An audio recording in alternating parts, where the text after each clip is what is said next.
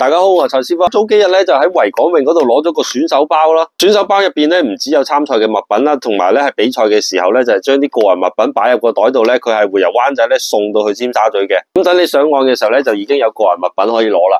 選手包入邊咧佢仲有好多嘅小嘅物品送咗啦，咁可能護膚啊、啲按摩膏等等嘅。交完報名費咧，感覺上都係比較抵嘅。比賽嘅重點咧，佢就會提咗你要帶啲咩啦。咁首先啦，參賽證啦，咁大家見到啦，呢個咧就係我嘅號碼啦。而入邊呢度咧，咁都有一個泳帽嘅，咁然之後咧，佢就再俾咗一條腳帶啦。咁啊，到時參賽嘅時候咧，撕咗呢度咧，黐喺腳腕嗰度咧，就應該係可以攞嚟計時嘅。咁因為報嘅係悠遊組啦，咁咧佢就送咗個安全浮袋啦。咁到時比賽嘅時候咧，就要攬喺腰嗰度嘅。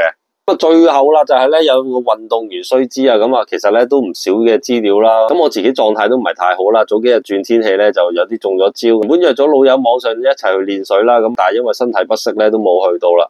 咁啊，本住來都來了嘅精神咧，都會去參加呢個維港泳咧，希望攞到游水嘅一面紀念獎牌啦。11月22大家賽場見啦，拜拜。